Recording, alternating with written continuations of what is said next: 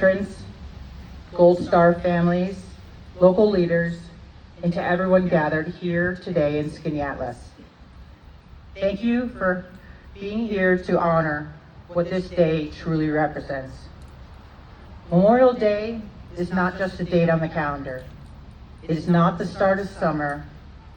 It is a day of remembrance. Today we also remember the sons and daughters of this community who answered the call to serve. A day set aside for those who never came home. In the military, we often say that freedom is not free. But on Memorial Day, we are reminded of what that truly costs. It is measured in lives that are cut short, in families forever changed, and in the quiet absence of those who should still be here.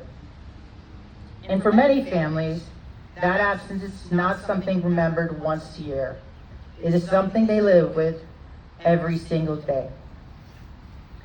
During my time in the Navy, I had the privilege of serving alongside men and women who raised their right hand and chose the life of service, many of whom deployed again and again without hesitation. They were extraordinary, but they were also ordinary Americans. They had families, plans, dreams for the future, just like all of us. And some of them did not get the chance to come home. And if you ask veterans what they remember most, it usually isn't the medals or the headlines or even the missions. It's the people, the friendships, the shared hardships, the person beside you who you trusted completely. And that is why Memorial Day matters so deeply to those who served. Because somewhere, for someone, there is still a voice missing from that conversation.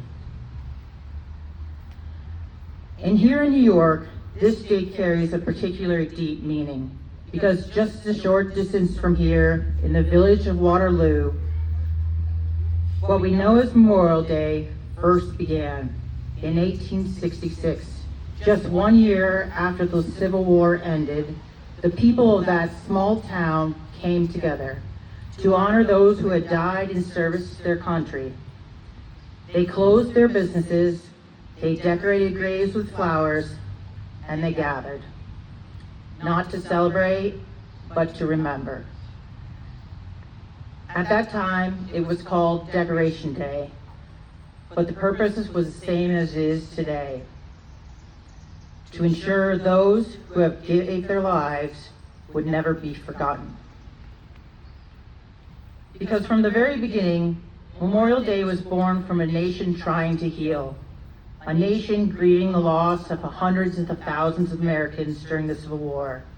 And even then, Americans understood something important: that remembering the fallen is not about glorifying war. It is about honoring sacrifice and recognizing the terrible cost of preserving freedom. And over that time, the tradition spread across the country, from small towns to cities to communities like ours here in Skaneateles, until it became what we now know as Memorial Day. But even as the name has changed, the meaning has not. It's not about barbecues, it's not about long weekends, it's about sacrifice, it is about loss, and it is about remembrance. And perhaps most importantly, it is about promise. A promise that as a nation, we will remember those who gave everything, and that we will live in a way that honors sacrifice.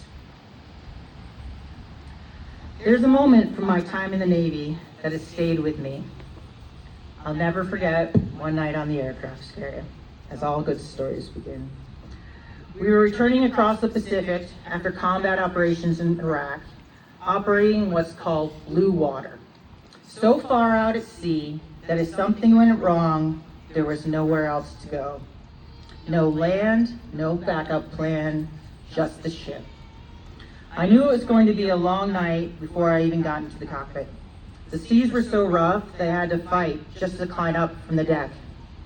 And it was so dark, I couldn't even see the waves that were causing it. After completing the mission, I came back to the ship for a night landing, one of the most demanding things a pilot can do. And on that approach, I saw something that I will never forget. As I lined up to land, I watched this massive aircraft carrier, this symbol of strength and stability, rise and fall so violently in the ocean that I could actually see the ship's propellers lifting out of the water, something that normally sits 40 feet below the surface. In one moment, it looked like a wall of steel rising up toward me, and in the next, it dropped away so suddenly that it felt impossible to even attempt the landing. And I remember thinking two things. This is what people back home never see, and this is what I willingly signed up for.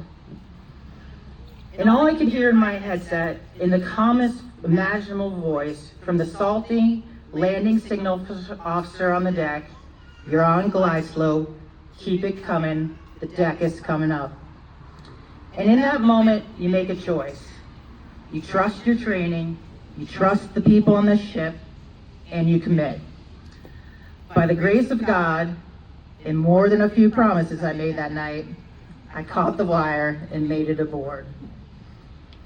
But many of the pilots behind me weren't so lucky. For the next several hours, aircraft circled overhead in the dark, low on fuel, attempting it again and again to land on a deck that just wouldn't cooperate. Inside the ship, calculations were being made constantly. They launched more jets as tankers with gas to give. How long could we keep those jets in the air?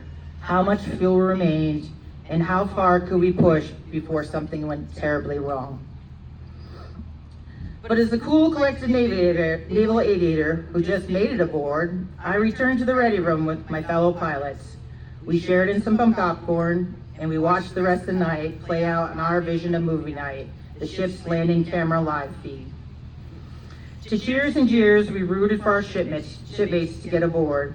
And as always, there was a good-natured tension between the air wing and the ship's company, as we offered our candid, perhaps racy critique of ship's company for getting us into this predicament. As we all relied on the ship's weather experts to find us a way out. Thankfully, for once, they finally got it right. The ship adjusted course, the seas began to settle, and one by one, every pilot made it back aboard safely. But that night stayed with me because it was a reminder that the danger in military service isn't always what people think. It's not just combat. It's the reality that risk is always there, that every mission carries uncertainty, and that the men and women who serve accept that, not for recognition, but because they believe in something greater than themselves. And on days like today, remember those who faced that reality and didn't make it home. There's something especially meaningful about Memorial Day in a small town like Skaneateles, because in a community like ours, service is personal. The names on memorials are not strangers. They are neighbors, classmates, friends, family. And that is why towns like this continue to matter so much in America, because they remind us that citizenship is not abstract. It is lived out through responsibility to one another. When we talk about honoring the fallen, we often speak in terms of remembrance, but I believe the truest way we honor them is in how we carry forward the values they serve to protect. It is how we care for our communities, how we show up for one another, and how we contribute in whatever way we can. And service doesn't always happen in uniform. For me, that has meant continuing to serve right here at home, not in a jet cockpit, but in courtrooms, in our schools, and in this community. As a prosecutor, I stand up for children who cannot speak for themselves. And as a part-time school bus driver, I've had the privilege of seeing this community at its most human. early mornings, busy families, kids with big dreams, and parents doing their best every single day. And it has reminded me how much communities like this matter, because strong communities are built quietly, through service, through sacrifice, and through people who care deeply about one another. And I think that's one of the enduring lessons of Memorial Day, that each of us has a role to play in strengthening the places we call home, not for recognition, not for credit, because that sense of shared responsibility is part of what binds the community together.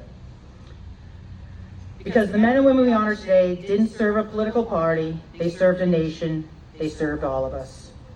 And if we carry those values forward, if we commit ourselves to service, responsibility, and community, then we don't just honor the past, we help ensure that the future of this town is worthy of the sacrifices we remember today. So today, as we leave here and return to our lives, our families, our homes, and our routines, let us not leave this day behind.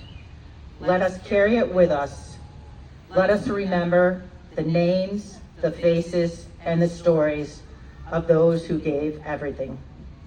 Because Memorial Day ultimately asks something of us, not just remembrance, but responsibility, to be good citizens, to strengthen our communities, to protect the freedom that others fought to preserve, and to leave this country stronger for the next generation.